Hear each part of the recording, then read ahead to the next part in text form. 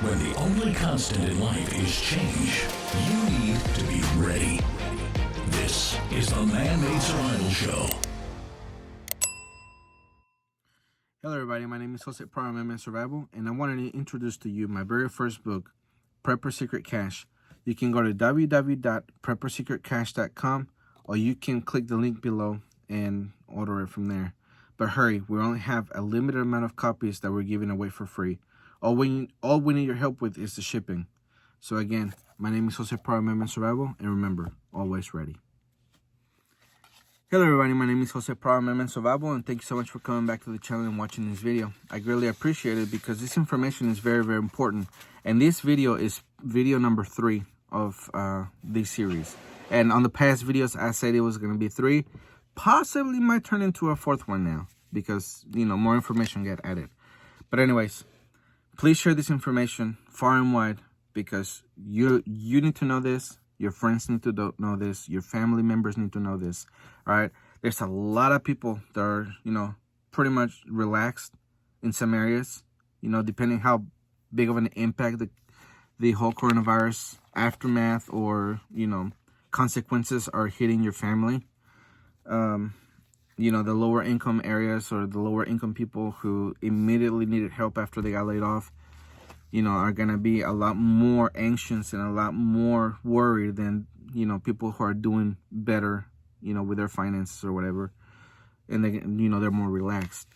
But anyways, I ended the last video with this headline, and I'm going to read it and get into it also. All right. Because people are starting to put 2 and 2 together, and they're getting ready for civil unrest. I hope you're getting ready too. Quote, they want their monies out, end quote. Baltimore residents storm bank amid fears of social unrest. The evolution of panic hoarding started with M395 masks, then hand sanitizer and toilet paper, then non-perishable foods, guns and ammo, and now cash. A video surfaced on Instagram on Saturday showing a possible bank run in Baltimore City at the MECU credit union. The area is considered low middle class working families. The video shows a large line of cars on Saturday afternoon and a line at the ATM. People weren't cashing in their checks because many people were laid off. As we noted, more than 14 million people in the last several weeks have lost their jobs across the country. And what we could be looking at is the beginnings of a bank run. 14 million people. That's a lot of people, all right? In the Great Depression, there was 15 million people who were unemployed. We're in those numbers now. And they're thinking that it's going to grow or it's going to go up to 50 million people, up to 150 million people unemployed in the next few months. Because this is going to last longer than people think. All right? Quote, as soon as the National Guard rolled into Baltimore City, many folks asked themselves, is this a revisit of the Freddie Gray unrest back in 2015? End quote, said Teresa Davis, owner and operator of Teresa Davis Productions. Davis said for weeks the National Guard had staged military tent cities across the Baltimore-Washington metropolitan area. She said military Humvees had been spotted in East Baltimore, down the street from the MECU Bank, more specifically on East Monument Street, near the Johns Hopkins Hospital, which she adds is a low-income, high-crime area. She said that the last time Humvees were spotted in East Monument Street was back during the 2015 riots. Davis said residents have concerns that military vehicles on the streets could suggest that social unrest is nearing. She said, quote, you know, it is kind of weird. Everyone just lost their job. People are freaking out. And now people are storming the bank, end quote. So she's putting 2 and 2 together. And that's just her, obviously, a lot more people, you know, running out the banks. And things can get very dangerous very quickly.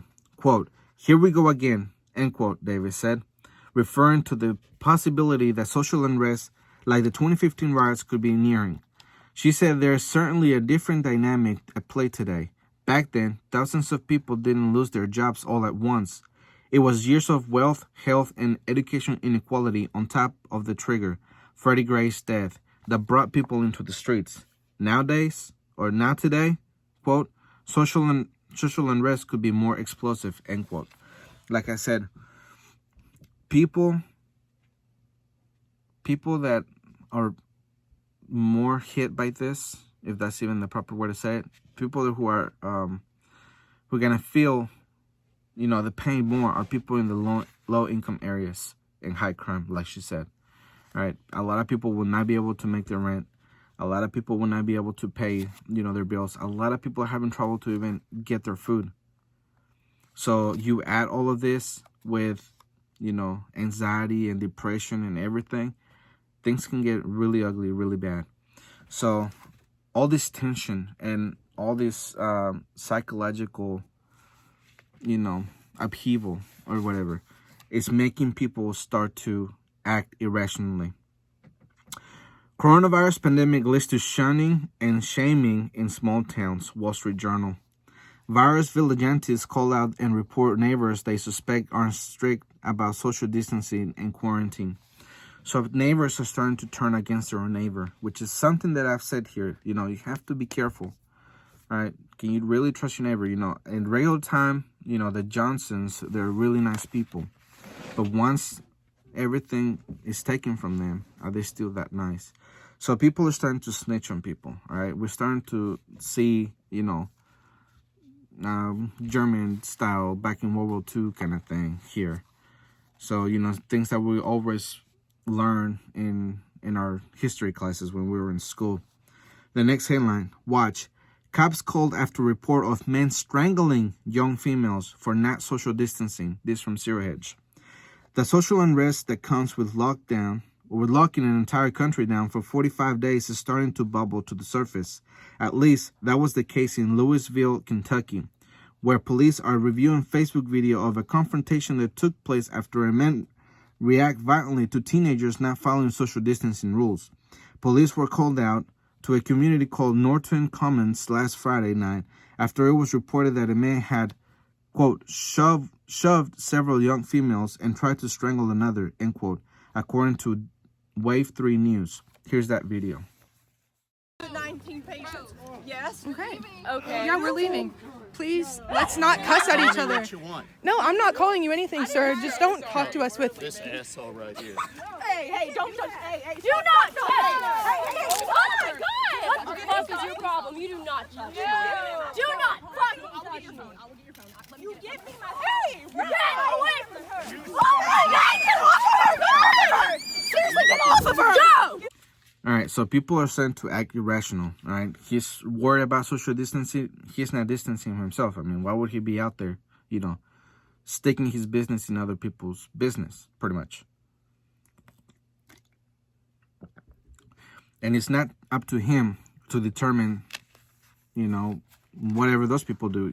That's why there's police. Police are still patrolling the streets. They're still, enforcing the laws, and it shouldn't be up to your neighbor to tell on you because they don't think that you're doing what they think is best for you. That's the whole what the American spirit fights against is, people superimposing their will on you.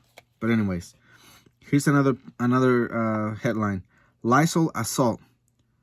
Leicester police say women spray Walmart cashier in the eyes. Here's that video. Right now, police are looking for this woman. They say sprayed a Leicester Walmart cashier in the eyes with Lysol after being told there was a limit on how many customers could buy. Lysol and other disinfectants are in high demand as people try to protect themselves against COVID-19. Police say the woman left in an Uber. Anyone with any information is asked to call 508-892-7010. Katie Johnston for WBC News. Okay, so what I have talked about so far, with people starting to snitch, this lady spraying Lysol, other people confronting neighbors. Is this an issue we already had and we're just now, seeing it come up to the surface? Because let's remember, this country has been divided for a very long time, with political issues, with, religious issues, with a bunch of other things.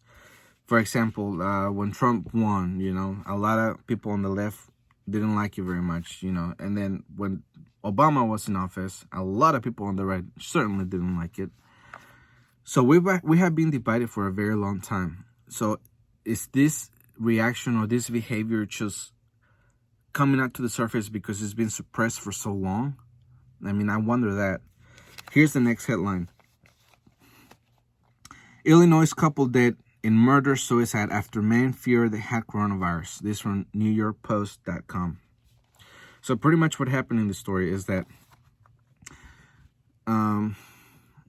I guess the boyfriend, he thought he was pretty much very anxious,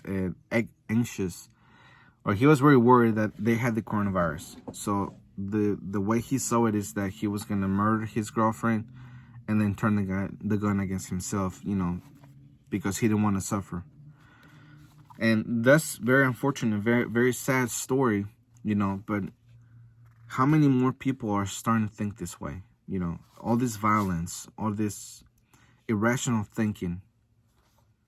Here's the next headline. Burglaries, thefts up more than 75% in major cities amid coronavirus lockdown. So crime is going up, even though everybody's at home. Violence is going up, and everything right now seems like a ticking time bomb. When people start realizing, or they come to know that there's no longer any food at the stores, we're gonna have food riots, all right? And like I showed you in the previous article, now that people are seeing the Humvees, the military Humvees, or the National Guard, whatever, they're seeing people in uniform. All right, there's a group of people saying they're here to take us over. Throw us into FEMA camps, whatever. That could make it explode. There's people over here saying, we don't have money, the government is doing this to us, it's all a hoax, whatever, and that can blow up. Or both together can blow up against each other and then go at it with the government. I mean, there's a lot of things that can happen with this scenario, and it's something that we got to think about because we're starting to see it. Burglaries and thefts have been spiking in major cities across America as police have been told to curtail enforcement activities during the coronavirus lockdown. The prisons across the country let low-level offenders out early to prevent outbreaks in overcrowded facilities. In Seattle, burglaries cases in the city West percent were up 87% over the preceding 28 days. According to the Seattle's PD's internal crime database, which includes downtown Seattle, the spike coincided with county policy prohibiting most misdemeanors jail bookings. All right. So we started on the first video, we started with the economy. I show you that chart, right? You saw how all throughout the years from the Great Depression all the way to 2008 and then now 2020, how the line increased, exponentially. It increased a lot. It just makes your jaw drop on how much the unemployment has increased and the level is too, And then we move on to people going to food banks, and the food banks are starting to say that they might not have enough food for everybody anymore. And they get to the point to where they have to turn hundreds of cars, around because they don't have food to give them anymore, or they close, whatever. And then a lot of people are starting to lose their jobs. They don't have money for rent and everything. And then people, they want to get all their money out of the bank to see how much they have and, start to slice it and see how long it's going to last them. And now people are starting to snitch on each other, get violent because they're violating the quarantine or whatever. So all of this is going to take it to another level. All right. And it's a level that a lot of people fear, which would be martial law kind of state, to those levels. And if things don't get better, which they're not, they're probably going to get worse. And I hate to be a party pooper, but if this lasts longer than more than April 30th, if it lasts all the way to August, let's say, that's all this time people locked down without any income, without any food. And what they're going to do is go out there and probably riot, the more populated areas is where they're gonna see the issue, but they could also see the issue in other not so heavily populated areas as well. So this could be a really big issue that could explode all throughout the country. All right, so on the next video, what I'm going to be talking about is how Walmart and the government is starting to tell people that they cannot buy certain things. You know, they're starting to control. The control is starting to come down from the government saying, this is essential, this is not essential.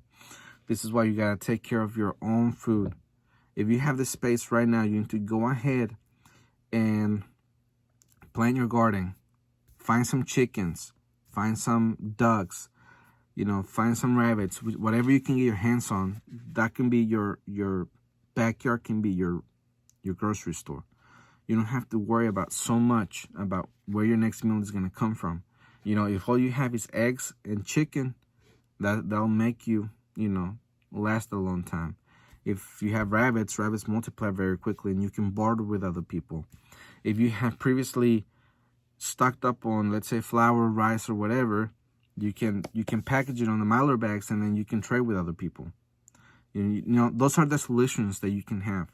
But if you sit on your hands and you just wait for the government to come and send you a check, you know, or give you food stamps to be able to go to stores, and you don't do anything to secure your own store, or your own food security, then you may pay for that later down the line. So I encourage you to go ahead and start if you're able to. If you cannot do it in your own apartment or whatever, see if you have a friend with a house, with a backyard, a grandma, a grandpa, uncle, aunt, you know, cousin, you know, neighbor, whatever. The point is that you need to go ahead and start putting food on the ground so you can eat, you know, a couple months from now. But anyways, my name is Jose Power Amendment Survival. And like I've always said here, always ready. Hello everybody, my name is Jose Power Amendment Survival, and I wanted to introduce to you my very first book, Preppers Secrete Cache. You can go to www.preppersecretcache.com, or you can click the link below and order it from there. But hurry, we only have a limited amount of copies that we're giving away for free. All we need your help with is the shipping. So again, my name is Jose Power Amendment Survival, and remember, always ready.